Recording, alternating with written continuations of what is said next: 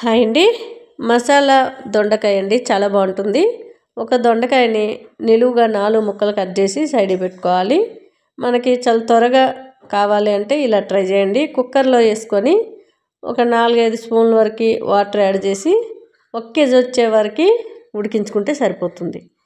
మనం గ్రేవీకి మసాలాకి లవంగాలు, యాలక్కాయ, ఒక పెద్ద సైజు ఆనియన్, 2 టమాటాలు, చాలా టేస్ట్గా అయితే ఉంటుందండి. ధనియాలు, జీలకర్ర, ఎండు కొబ్బరి కానీ పచ్చి కొబ్బరి కానీ వేసుకోండి. అల్లం వెల్లుల్లిపాయ పేస్టు, ఎండుమిర్చి, మీకు కారం ఎంత తింటే అంత ఎండుమిర్చి మాత్రమే వేసుకోండి, చాలా బాగుంటుంది. పెరుగు ఒక పెద్ద స్పూన్ వేసుకున్నాను. కరివేపాకు, ఒక రౌండ్ మిక్సీ తిరిగిన తర్వాత స్టాప్ చేసి మళ్ళీ మెత్తగా మిక్సీ పట్టుకోండి. కొబ్బరి, ధనియాలు నానితే త్వరగా పేస్ట్ అయిపోతుంది. చాలా మెత్తగా పేస్ట్ చేసుకుంటే ఈ కర్రీకి చాలా బాగుంటుంది. కుక్కర్ 1 కేజీ వచ్చాక కింద దించేసుకొని స్టవ్ పైన కళాయి పెట్టుకొని కొద్దిగా ఆయిల్ వేసుకొని ఆవాలు, జీలకర్ర, శనగపప్పు, మినపప్పు, సోంపు దినుసులు వేసుకొని అవి బాగా ఫ్రై అయిన తర్వాత ఆ మిక్సీ పట్టుకున్న పేస్ట్ అంతా కూడా వేసేసుకోవాలి. ఆ పేస్ట్ కూడా కాసేపు ఏపుతూ మూత పెట్టి ఆయిల్ అంతా కూడా పైకి వచ్చే వరకు కూడా వేపుకోవాలి. మధ్య మధ్యలో కలుపుతూ ఉండాలి, లేదంటే అడుగంటిపోతుంది. కొద్దిగా పసుపు, సాల్టు, మనకి దొండకాయకి ఎంత అవసరమో అంత సాల్టు వేసుకుంటే సరిపోతుంది. కారం ఇక అవసరం లేదు, మనం ఎండుమిరపకాయలు వేసుకున్నాం కాబట్టి. మీరు ఎంత కారం తినాలనిపిస్తే అంత ఎండుమిర్చి అనేది యాడ్ చేసుకుంటే మనకి కూరకి చాలా టేస్ట్గా బాగుంటుంది. మూత పెట్టి స్టవ్ మీడియంలో పెట్టి మధ్య మధ్యలో కలుపుతూ ఇలా ఫ్రై చేసుకోవాలి. ఇప్పుడు ఉడికించుకున్న దొండకాయ ముక్కలన్నీ కూడా వేసేసుకోవాలి. మనకి బాగా కుక్ అయిపోయినాయి, చూసారు కదా. 1 కేజీ వచ్చినా సరే కుక్కర్లో వేసుకున్నాం కాబట్టి చక్కగా ఉడికిపోయినాయి. మీకు గ్రేవీ అవసరం లేదనుకుంటే ఇలా 2-3 సార్లు కలిపేసి మూత పెట్టుకొని దించేసుకోవచ్చు. నాకు కొంచెం గ్రేవీ అవసరమని కొద్దిగా మిక్సీ గిన్నె కడిగిన వాటర్ మాత్రం యాడ్ చేశాను. నేను రాగి దోశల పైకండి, దీంట్లో ఏమేమి వేసానంటే జొన్నపిండి, రాగిపిండి, కొంచెం మైదా, పుల్లటి పెరుగు, కొంచెం సాల్ట్ వేసుకున్నాను. అలా వేసి కలిపేసి వాటర్తో బాగా కలిపేసుకొని ఒక 2 గంటలు మూత పెట్టుకున్న తర్వాత దోశలు వేసుకుంటే సాఫ్ట్గా బాగుంటాయి.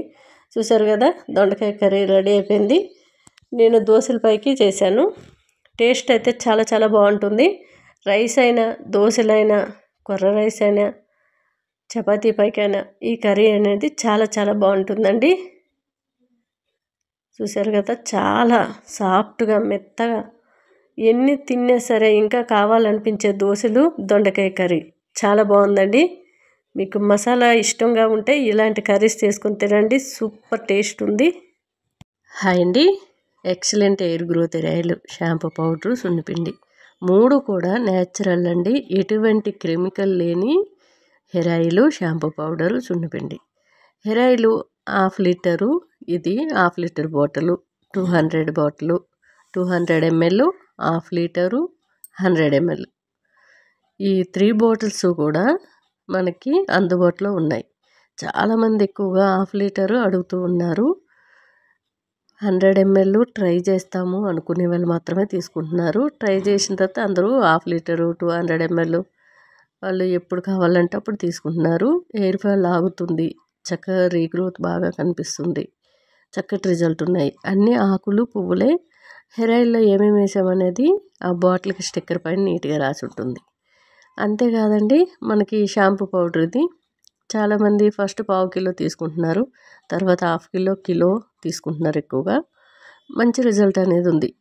ఆ హెయిర్ ఆయిల్ అనేది మీరు ఈ షాంపూ పౌడర్తోనే కాకుండా మీకు రెగ్యులర్గా ఏ షాంపూ లాంగ్ టైం యూజ్ చేస్తున్నారో ఆ షాంపూతో కూడా వాడుకోవచ్చు. హెయిర్ ఆయిల్ ఇదే వాడాలని ఏమీ లేదు.